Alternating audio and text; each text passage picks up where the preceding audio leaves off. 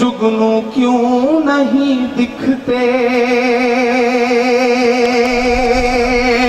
फजा में उड़ रहे जहरीले जुगनू क्यों नहीं दिखते, किसी भी हादसे के सारे पहलू क्यों नहीं दिखते, किसी भी हादसे के सारे पहलू क्यों नहीं दिखते। जो माँ को याद कर परदेस में आंसू बहाता है, मैं इस राजधानी में खड़ा हूं, सच्चे मिसरे हो तो उस राजधानी तक पहुंचाना मेरे मिसरों को। जो माँ को याद कर परदेस में आंसू बहाता है, उसे अखलाक की अम्मी के आंसू क्यों नहीं दिखते, उसे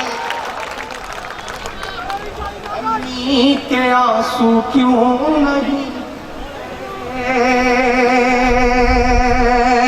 बहुत शुक्रिया, सर ने सिगरेट सुलगा ली है, इसका मतलब है कि मुझे मोहलत और मिल गई है, मतलब ये इशारा है।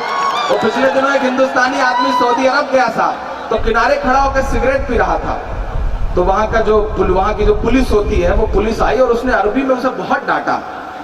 उसकी समझ में नहीं आया, उसने सिगरेट बुझा के कहा कि मुझे नहीं पता था कि सिगरेट पीने से पहले दुआ भी पढ़नी होती है। तो चचा की तरफ से मुझे इशारा मिल गया है, मैं एक आध नज़्म और सुना सकता हूँ, उन्होंने मुझे छूट दे दी है। मैं 4 मिसरे पढ़ता हूँ, आप बहुत अच्छा सुन रहे हैं, इशारे और सलीके से बात कहने की कोशिश करता हूँ। एक साहब डॉक्टर को दिखाने के लिए गए, तो डॉक्टर साहब ने बहुत गौर से उनको देख के कहा कि देखिए आपको कोई बहुत गंभीर बीमारी है जो धीरे धीरे आपको खाए जा रही है। तो उन्होंने कहा डॉक्टर साहब धीरे बोलियो, बीमारी बाहर बैठी हुई है। तो इस तरह की दिक्कतें चलती रहेंगी। मुझे एक नज़्म आपको सुनाना है, आप बहुत अच्छा सुन रहे हैं, मैं पढ़ता हूँ एक नज़्म साहब। वाह रे देश के चौकीदार, वाह रे देश के चौकीदार, जिस एयरपोर्ट से बिना सिक्योरिटी इंचार्ज की अनुमति के एक कमला पसंद की पुड़िया नहीं ले जा सकते, वहां से इतना मोटा तगड़ा आसामी 9000 करोड़ लेके निकल गया। सबको लग रहा है कि ये मतलब चूक है। मैं तो ये कहता हूँ साहब वो भागा थोड़ी, उसे तो भगाया है साहब ने, ताकि उसी को ढूंढने के बहाने 30-40 देश और घूम सकें। तब मैं पढ़ता हूँ और आपसे दुआएं मांगता हूँ साहब कि वाह रे देश के चौकीदार, वाह रे देश के चौकीदार, विजय माल्या नाक के नीचे से हो गया फरार, वाह रे देश के चौकीदार, वाह रे देश के चौकीदार, देश के चौकीदार, वाह रे देश के चौकीदार। पहला बंद पढ़ता हूं इस नज़्म का साहब कि देश चलाना चाय बनाने जैसा काम नहीं है। पूरा देश परेशान है सर कि पूरे हिंदुस्तान में एक आदमी मिल जाए जिसने उनके हाथ की चाय पी हो, लेकिन कोई नहीं मिल रहा। और कितना मेहनती आदमी उस वक्त सोचिए, दिन भर चाय बेचने, मतलब रात भर स्टेशनों में चाय बेचने वाला आदमी सुबह की फ्लाइट पकड़ के अहमदाबाद जाता था, फिर एमए की क्लास लेता था, फिर डिग्री लेकर के वापस आता था। कितना मेहनती आदमी, आप तलाश नहीं सकते पूरी दुनिया में इतनी मेहनत करने वाला आदमी। और अब तो अभी खोजबीन ये हुई है कि जिस सब्जेक्ट में उन्होंने एमए पास किया है वो सब्जेक्ट उस वक्त उस यूनिवर्सिटी में पढ़ाई नहीं जाता। कितना चमत्कारी आदमी, आप तसव्वुर करिए, सैल्यूट करने का मन करता है उन्हें कि देश चलाना चाय बनाने जैसा काम नहीं है, नफरत वाली राय बनाने जैसा काम नहीं है, नफरत वाली राय बनाने जैसा काम नहीं है। एक किसान ना कर्ज चुकाए तो फांसी का फंदा। राष्ट्रवाद की बातें करने वाले लोग, वहां भी राष्ट्रवादियों की सरकार है। मैं पूरी जिम्मेदारी से यह बात कहता हूं, महाराष्ट्र में आपने कभी सोचा है कि महज 1 साल में 3539 किसानों ने खुदकुशी की है महज कुछ लाख रुपए का कर्ज ना चुका पाने की वजह से। और साहब ने जेएनयू और रोहित और कन्हैया के मसलों के बीच में कब उद्योगपतियों का 1,25,000 करोड़ रुपए का कर्ज माफ कर दिया, आपको पता ही नहीं चला। लातूर में प्यासों को पानी पिलाने के नाम पे जो टैंकर भेजे गए थे रेल के, उस पे सारे देश ने बड़ी तालियां बजाई थी कि साहब ने मदद करी। लेकिन आपकी जानकारी के लिए बताऊं कि 10 दिन पहले 4 करोड़ रुपए का बिल भेज दिया है लातूर के कलेक्टर को। ये हालात पैदा हो गए हैं, सियासत कहां आ गई है। तुफैल चतुर्वेदी साहब एक शेर कहते हैं कि बुलंदी का नशा संतों के जादू तोड़ देती है, हवा उड़ते हुए पंछी के बाजू तोड़ देती है। सियासी भेड़ियों थोड़ी बहुत गैरत जरूरी है, तवायफ तक किसी मौके पे घुंघरू तोड़ देती है, लेकिन गैरत नहीं रह गई है साहब।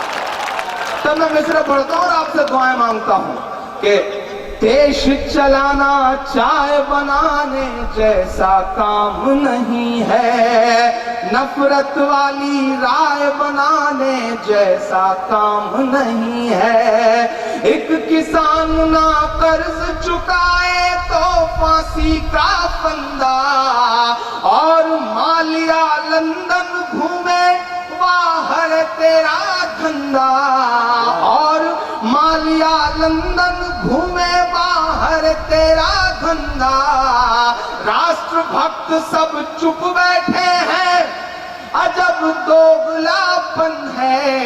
राष्ट्रभक्त सब चुप बैठे हैं, अजब दोगलापन है।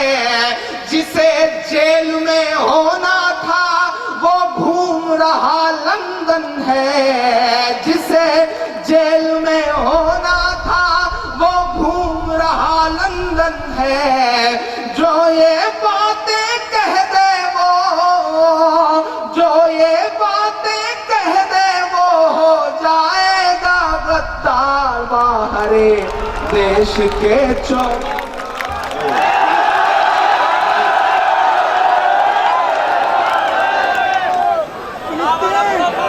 नहीं, मैं बिल्कुल जा नहीं रहा था, मैं तो बस उनकी तरफ देख रहा था। डरना पड़ता है, हमारे बड़े बुजुर्ग हैं, उनका फिर से हुक्म हुआ। और जिम्मेदारी से आपको एक बात कहूँ, ये तो ठीक है मुशायरों की बातें हैं।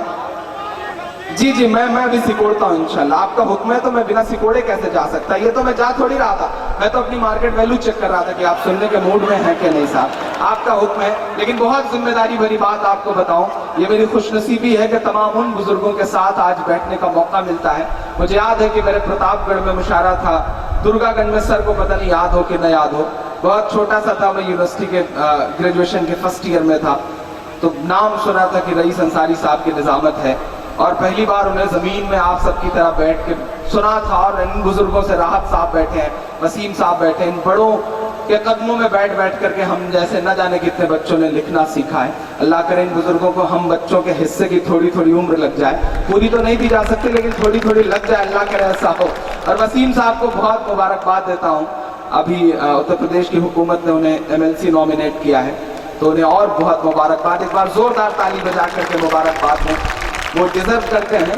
और इस देश के विधानसभाओं और संसदों का जो हाल है साहब, अगर वसीम साहब जैसी शख्सियतें वहां जाएं तो इंशाअल्लाह थोड़ा बहुत अदब वहां भी आएगा, लोग थोड़ा बहुत एहतराम सीखेंगे। तो मैं बहुत मुबारकबाद दूंगा वसीम साहब को। मैं एक दो छोटी छोटी नज़मों की फरमाइश है, लेकिन भाई साहब आगे बैठे हैं, इनका हुक्म है, मैं 4 मिसरे पढ़ देता हूँ। था शहंशाह को गुरूर बहुत,